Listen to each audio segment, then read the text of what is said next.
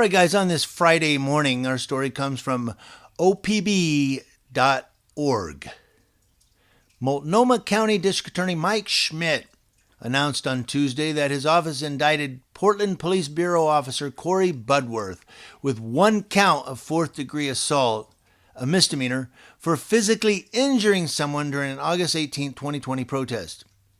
Budworth was assigned to the Portland Police Bureau's Rapid Response Team at the time of the alleged assault. Start with that breaking news from the Multnomah County DA. For the first time, an officer is charged, accused of using excessive force during last summer's riots. The Portland Police Union criticizing this decision, calling it politically motivated. Mike Schmidt said in a statement, "In this case, we allege that no legal justification existed for Officer Budworth's deployment of force and that the deployment of force was legally excessive under the circumstances.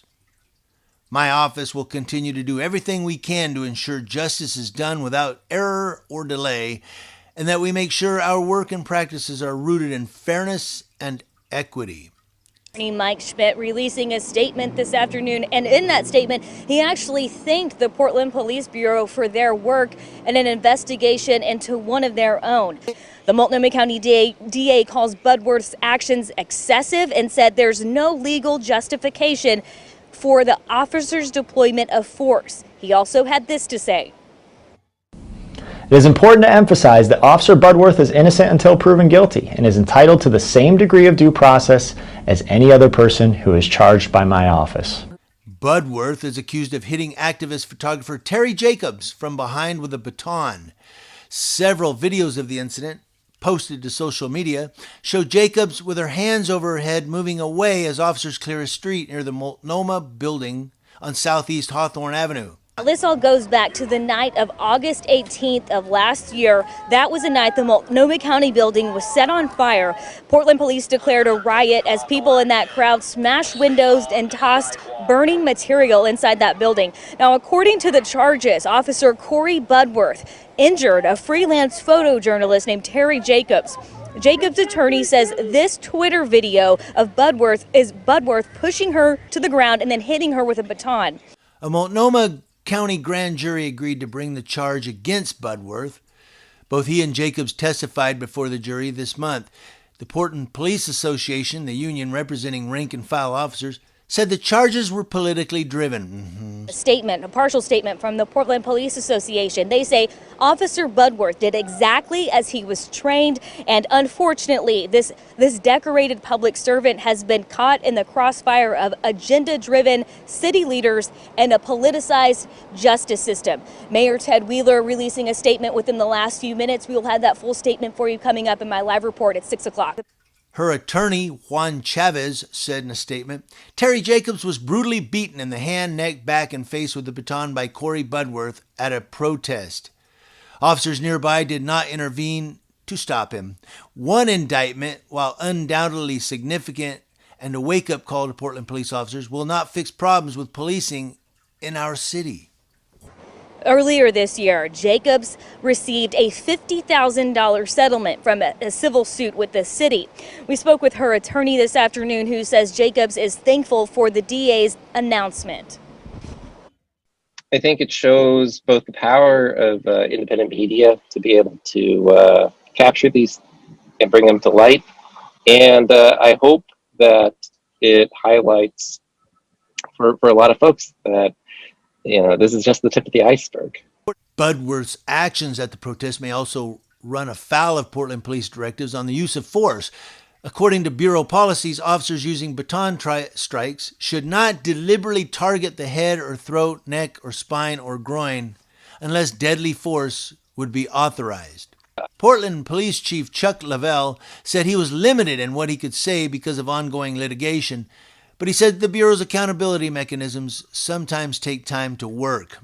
Portland Police Chief Chuck Lavelle says the Bureau remains committed to responding with professionalism and compassion. Now, Tuesday's indictment is the second against a Portland police officer stemming from last year's racial justice protests, during which the Bureau documented more than 6,000 use of force incidents against protesters. Officer Scott Groshong was working undercover at a protest in June when he observed people breaking into a store downtown. Video shows the van Groshong was driving accelerated toward a man running from the store, knocking him to the ground. The incident was investigated by the Salem police. Groshong retired in August after a 27-year career, 2 months before he was charged with 3 counts of first-degree official misconduct, 3 counts of second-degree official misconduct, 2 counts of failure to perform the duties of a driver, and 1 count of third-degree assault for that incident. Groshong pleaded not guilty to all 9 charges. And so Groshong doesn't say if he's gone to court yet or not, but he pled not guilty to all 9 charges. You know, it's coming down, and I love what the union says. Well, he's a political prisoner, you know, it politicized. And it shows her running away from the police officers. He runs up behind her and just bashes her with his baton, and while she's going down, gives another good old strike. You can't do that. If they're running away from a protest, we're talking about a protest now, not somebody you're trying to arrest, you let them go out of the area. Okay, they're out of the area now, and you move on. And they're saying, well, she was a rioter, and she had press credentials, and she was photogging the protest. But these cops, they get their adrenaline up, and they don't know how to control themselves. It happens all the time in these protests. Poorly trained, poor anger management skills because they get pissed off. They're in the wrong job. They need to go work for WWE or MMA or something. They can get some of that aggression out. You know, what if some of these cops were school teachers? You imagine the kids getting beat?